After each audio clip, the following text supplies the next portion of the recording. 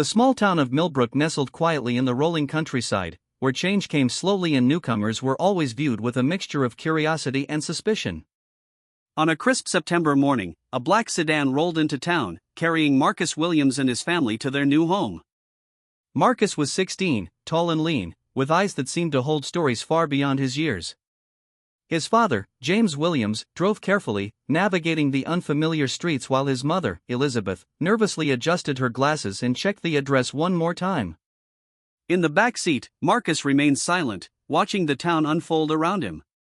Westfield High School stood like a brick fortress at the edge of town, its windows reflecting the early autumn sunlight. As Marcus walked through the front doors, the hallway fell into a hushed whisper. Being the only black student in this predominantly white school was something he had grown accustomed to, but it never got easier. Tom Peterson and his group of rugby players watched from across the hallway. Tom was the quintessential small-town sports hero, blonde, muscular, with a confidence that bordered on arrogance. He nudged his friend William, a smirk spreading across his face. "Check out the new kid," Tom muttered, his voice low but intentionally loud enough for Marcus to hear. Marcus pretended not to notice. He had learned long ago that reaction was exactly what bullies wanted. Instead, he focused on finding his locker, his movements deliberate and calm. Each step was a testament to the lessons his grandfather had taught him, lessons about dignity, strength, and surviving in a world that wasn't always kind. The school's administrative assistant, Mrs. Thompson, approached Marcus with a stack of paperwork. She was a kind-faced woman in her 50s, with silver hair and reading glasses perched on the tip of her nose. "Marcus Williams?" she asked, her voice gentle. "Yes, ma'am," Marcus responded, his voice steady and respectful. Mrs. Thompson smiled, sensing something different about this young man. While other students seemed to blend into the typical high school drama, Marcus carried himself with a quiet confidence that was rare among teenagers. Throughout the morning classes, Marcus remained observant. He answered questions when called upon, his responses thoughtful and articulate. Some students seemed surprised by his intelligence, a fact that both amused and frustrated him. He was used to people underestimating him, and he had learned to use that to his advantage. During lunch, the cafeteria became a landscape of social territories.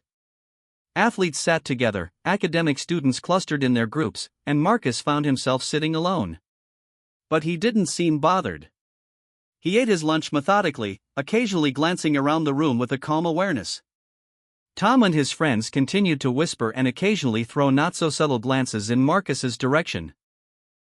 They were used to being the center of attention, and this new student was disrupting their usual dynamic. What none of them knew was the rich, complex history Marcus carried with him. Stories of resilience, survival, and a family legacy that ran deeper than anyone in Millbrook could imagine. His grandfather had prepared him for moments like these, teaching him that true strength wasn't about physical confrontation, but about maintaining one's dignity and understanding the deeper currents of human interaction. As the first day of school progressed, Marcus remained a mystery. He was neither trying to blend in nor stand out. He was simply being himself, a young man who carried within him generations of wisdom, pain, and hope. The town of Millbrook would soon learn that Marcus Williams was not just another new student. He was a story waiting to unfold, a testament to the power of resilience, understanding, and the unbreakable spirit of a family that had survived against all odds. By the end of that first day, Marcus had already begun to change the quiet dynamics of Westfield High School, though few people realized it yet. His journey was just beginning, and the small town of Millbrook was about to learn that appearances can be wonderfully deceiving. The next day at Westfield High School arrived with a tension that seemed to crackle in the air. Marcus walked through the hallways, aware of the eyes following him. Tom Peterson and his rugby friends seemed to be plotting something, their whispers and occasional snickers making it clear that the new student was their target. During lunch, Marcus sat alone at a corner table, carefully eating his sandwich and avoiding eye contact. He had learned years ago that drawing attention was often the quickest way to invite trouble. But some people were determined to create problems where none existed. Tom approached suddenly, his rugby teammates trailing behind him like a pack of wolves. With calculated precision, he accidentally bumped Marcus's table, causing the lunch tray to tip and spill its contents across the floor. Milk splashed, vegetables scattered, and the entire cafeteria went silent. Marcus didn't move immediately. He looked up at Tom, his eyes calm and calculating. The rugby players expected anger, perhaps a fight. Instead, they saw something unexpected: complete composure. Slowly, Marcus stood up and began cleaning the mess. He grabbed some napkins, methodically wiping the floor, picking up fallen food items. His movements were deliberate, showing no sign of embarrassment or anger. "Need some help?" Mrs. Thompson, the administrative assistant, appeared with a mop and cleaning supplies. "No, thank you," Marcus responded politely. "I've got this." Tom and his friends looked confused. This wasn't the reaction they had anticipated. They had prepared themselves for a confrontation, maybe even a fight. But Marcus's calm response completely disarmed them. William, Tom's closest friend, whispered, "What's wrong with him? Why isn't he fighting back?" Tom looked frustrated. His plan to humiliate the new student had completely backfired. Marcus wasn't playing by the usual high school bullying rules. As Marcus finished cleaning, he looked directly at Tom. There was no anger in his eyes, just a steady, understanding gaze that seemed to say more than words ever could. It was a look that suggested he had seen much worse in his life and this momentary humiliation meant nothing. The cafeteria slowly returned to its normal buzz. Students went back to their conversations, but something had changed. Many had witnessed Marcus's remarkable response to public embarrassment.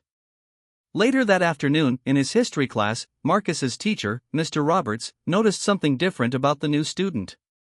During a discussion about historical resilience and social challenges, Marcus contributed insights that were mature beyond his years. Sometimes, Marcus said quietly when asked about handling adversity, the most powerful response is no response at all. Mr. Roberts raised an eyebrow, intrigued by the young man's perspective. After school, Marcus walked home alone, his backpack slung over one shoulder. The autumn leaves danced around his feet, and the small town of Millbrook seemed to watch him with a mixture of curiosity and growing respect. He knew Tom and his friends would not give up easily. High school was a complex ecosystem of social dynamics, and he was an unexpected variable. But Marcus had something they didn't: a deep-rooted understanding of strength that came from generations of family history. His grandfather's words echoed in his mind: real power isn't about winning fights. It's about maintaining your dignity when others try to break you. As evening approached and the town settled into its quiet rhythm, Marcus prepared for what was sure to be another challenging day. He didn't see himself as a victim. He was a survivor, preparing for whatever challenges lay ahead. Little did the students of Westfield High know that Marcus Williams carried within him a legacy of resilience that would soon transform their small, predictable world. The real story was just beginning to unfold. The Williams family home sat at the edge of Millbrook, a modest brick house with well-maintained gardens and a sense of quiet dignity. That evening, as the autumn sun dipped below the horizon, Marcus sat across from his grandfather, Richard Williams, a man whose weathered hands and sharp eyes told stories of a complex past. Richard was not an ordinary grandfather. His presence commanded respect, even in the smallest moments. Tonight, he wore a simple gray sweater, but there was nothing simple about the man beneath the fabric. Marcus knew his grandfather had stories that had been whispered but never fully told. "Grandpa," Marcus asked, pushing his dinner plate aside, "how do you stay so calm when people try to provoke you?" Richard's laugh was deep and rich, a sound that seemed to carry weight from decades of experience. "Our family," he began, "has a history that most people wouldn't understand." The kitchen fell into a comfortable silence. Outside, an owl hooted, and the wind rustled through the autumn leaves. Richard's eyes seemed to look beyond the kitchen walls, into memories long past. "We're not just any family, Marcus," he continued. "Our roots go deep into London's complicated history. Your great-grandfather wasn't just a man, he was a protector, someone who understood that power isn't about violence, but about respect." Marcus listened intently. These were the stories his father rarely discussed, fragments of a family narrative that seemed both mysterious and powerful. Richard pulled out an old leather-bound photo album. The pages were yellowed, filled with black and white photographs that seemed to breathe with untold stories. He showed Marcus images of men in sharp suits, standing on street corners in old London neighborhoods. These weren't criminals, Richard explained. They were problem solvers. When the system failed people, our family found ways to help. Not through violence, but through understanding. Negotiation. Protection. Marcus understood the nuance. These weren't movie-style gangsters, but complex men who operated in the gray areas of society, maintaining a code of honor that went beyond legal definitions. Your great-grandfather, Richard continued, was known for solving conflicts before they became problems. People respected him not because they feared him, but because they knew he was fair. The stories felt like pieces of a complex puzzle. Marcus began to understand why his family moved so often, why his father was always teaching him about self-control and dignity.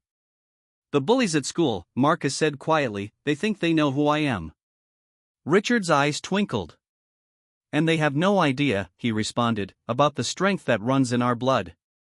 It wasn't a threat. It was a statement of fact.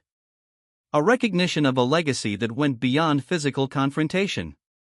As the evening progressed, Richard shared more stories. Tales of community support, of helping those who couldn't help themselves. Stories of strategic thinking, of understanding human nature, of solving problems before they escalated. Marcus realized his grandfather was teaching him something profound. This wasn't just family history, it was a manual for navigating a complex world. Understanding people, reading situations, maintaining dignity, these were the true weapons of survival. Remember, Richard said, touching Marcus's hand, strength isn't about how hard you can hit. It's about how intelligently you can navigate challenges. Outside, the Millbrook night settled in. The street lights flickered on, casting soft shadows across the Williams family home. Marcus felt different, not angry about the school bullies, but prepared. Understanding that his response would define him more than their actions. His grandfather had given him something far more powerful than anger. He had given him perspective.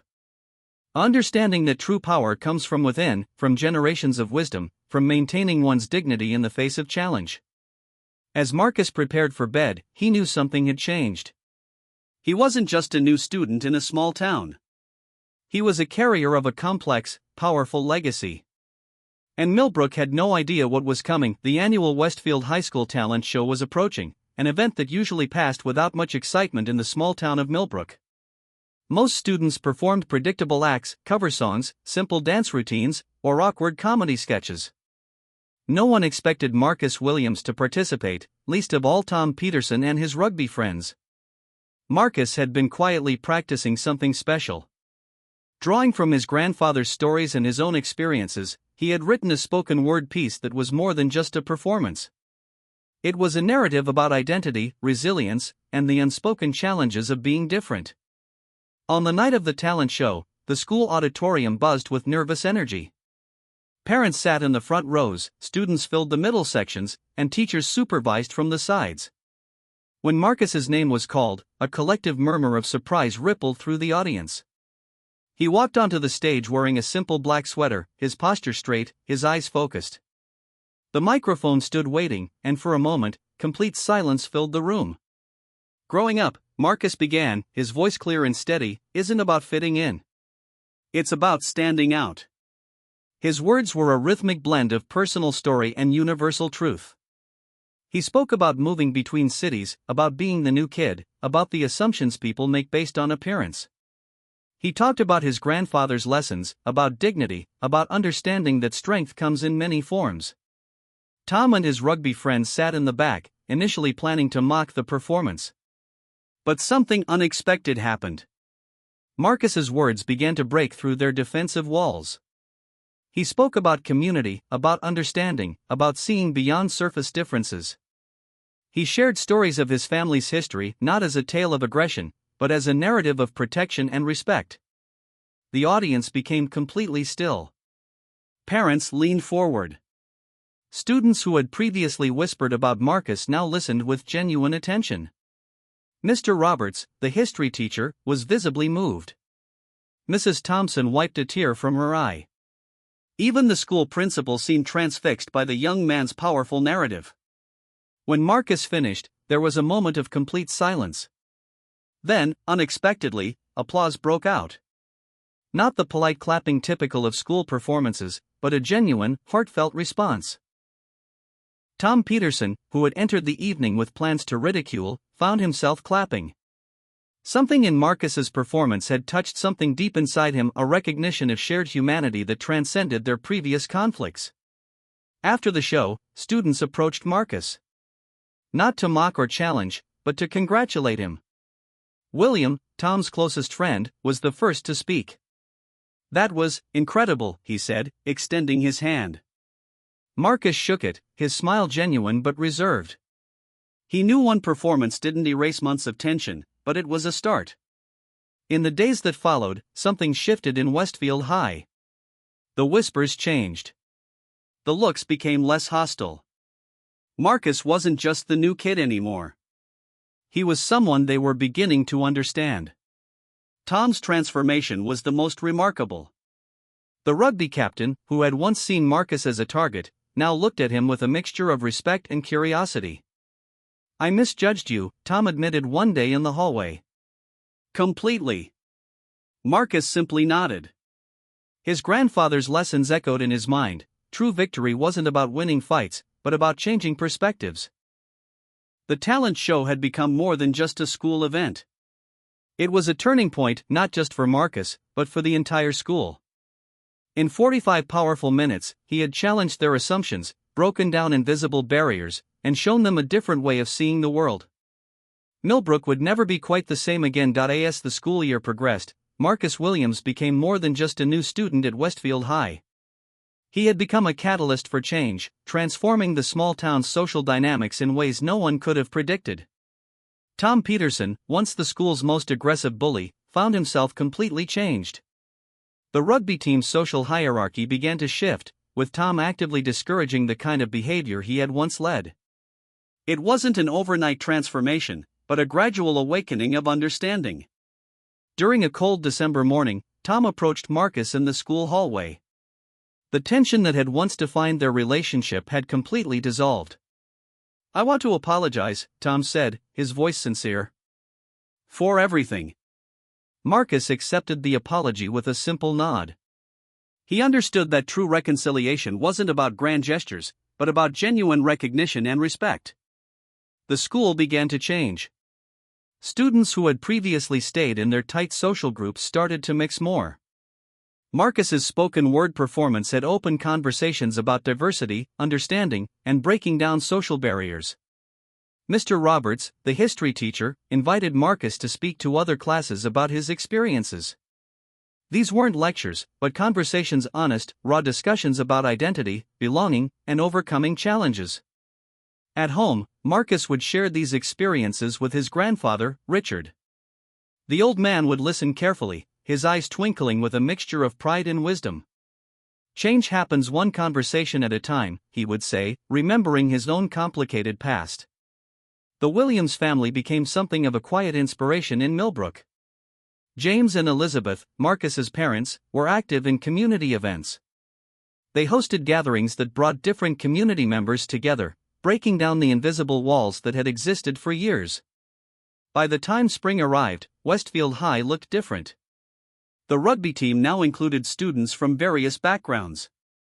The social clubs became more inclusive. Marcus hadn't set out to change the school, but his authenticity had sparked a profound transformation. William, Tom's former best friend, approached Marcus about starting a diversity club.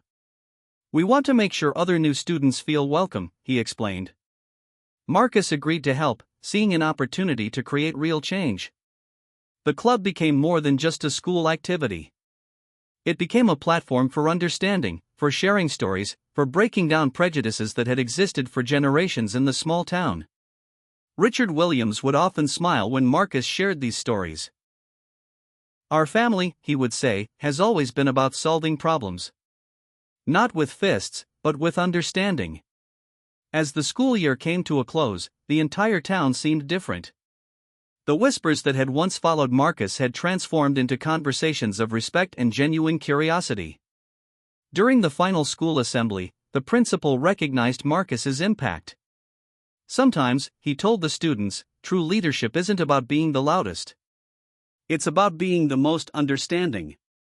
Tom Peterson, sitting among his teammates, nodded in agreement. The boy who had once been the school's most feared bully now understood the power of empathy. Marcus looked around the auditorium. He saw faces that had once been hostile, now filled with understanding. He thought about his grandfather's lessons, about the family history that had prepared him for moments like these. As summer approached, Millbrook felt different. The small town had learned that change doesn't come from grand gestures, but from genuine human connection. From listening. From understanding. Marcus Williams had done more than survive his first year at Westfield High. He had transformed a community, one conversation at a time. The legacy of the Williams family, a history of protection, understanding, and quiet strength, had found its newest champion.